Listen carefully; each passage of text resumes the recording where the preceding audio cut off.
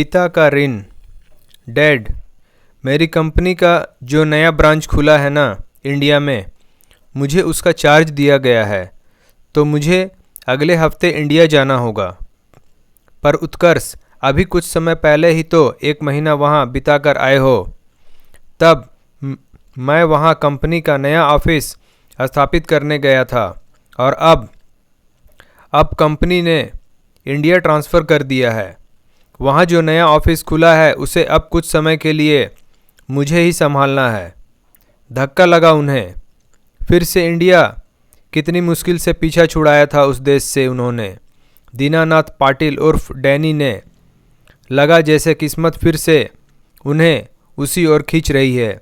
डर भी लगा, कहीं उत्कर्ष तूने मना क्यों नहीं किया। कहते मेरे पेरेंट्स सीनियर सिटीजन हैं, उनकी तबीयत भी सही नहीं रहती, मैं नहीं जा सकता। ये सब बातें नहीं सुनी जाती हैं मल्टीनेशनल कंपनियों में डैड।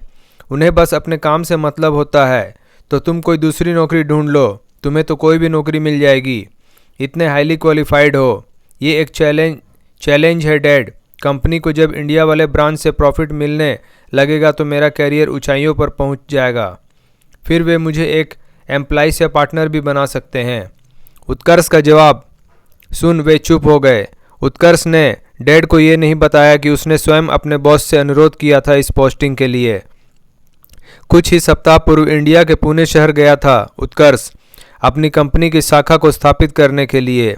काम के बीच में पड़े एक वीकेंड में वह अपनी मौसी के यहाँ चला गया था जो मुंबई में रहती थी। पुणे में खुल रहा तुम्हारा ऑफिस? अरे वहीं पास में तो तुम्हारा ददीहाल है। क्या नाम था गांव का? अंबोली। हाँ यही याद है मुझे अच्छी तरह से।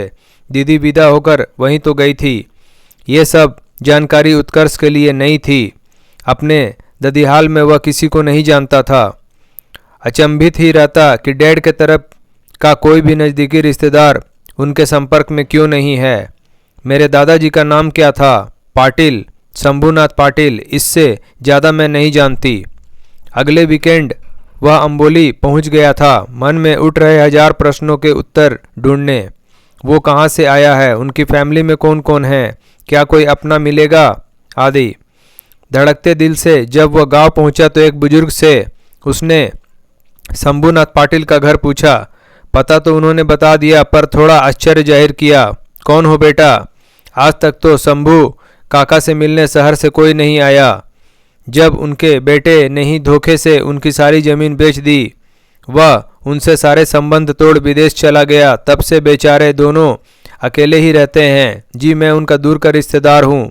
मन बहुत व्यथित हो उठा था। उसके दादा दादी जिंदा हैं, इतने वर्षों से अकेले रह रहे हैं और उसे पता ही नहीं। घर की स्थिति बहुत अच्छी नहीं थी, परंतु जो वृद्ध द्वय सामने बैठे थे उन्हें देख उसकी आंखें से गंगा जमुना धार बह निकली। कृष्काय शरीर पर एक छटाक मांस नहीं, पर अपना सब कार्य स्वयं करते हुए। क्या यही उसके दादा दादी है?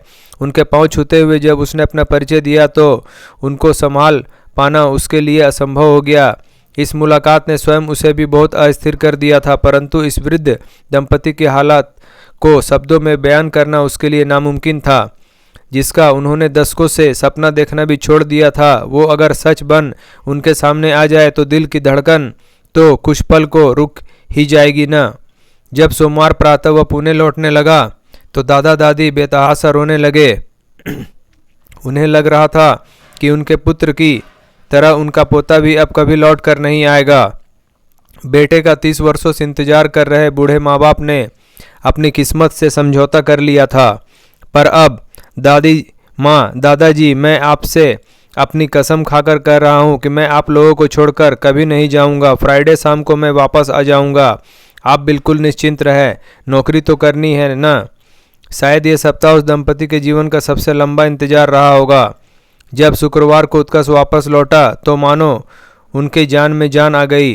दादी का मुस्कुराता चेहरा तो सचमुच में सुंदर लग रहा था। खून के रिश्ते में कोई बात तो होती है, वह हमारे हृदय के तारों को झंकृत करने से कभी नहीं चूकती। उस सप्ताहांत उत्कर्ष से जितना बन पड़ा उसने दादा दादी के रिहाइश को बेहतर करने की कोशिश की। ये उसका इंडिया में आखिरी वीकेंड था। अगले शुक्रवार उसकी वापसी की फ़्लाइट थी, पर उसने अपने भविष्य का खाका मन ही मन में तैयार कर लिया था। पूरा 1 महीना लगा उसे अपने बॉस को इस बात के लिए मनाने में कि उसका ट्रांसफ़र भारत वाले नव स्थापित दफ्तर में कर दे।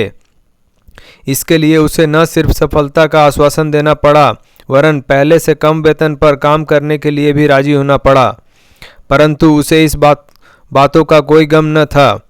उसने निश्चय कर लिया था कि अपने दादा जी व दादी माँ की बची हुई जिंदगी में खुशियाँ भरने के लिए वह कुछ भी करेगा। जिस पितृ ऋण को अमेरिकी नागरिक बन चुके उसके माता पिता चुकाने से चूक गए थे, उससे उन्हें ऋण करने का कर्तव्य उनके बेटे का ही तो होगा ना। दोस्तों, आपको हमारा वीडियो पसंद आया हो तो लाइक करें, शेयर करें, सब्सक्राइब करें, बेल आइकन जरूर दबाएं हमारी नई वीडियो के लिए। धन्यवाद।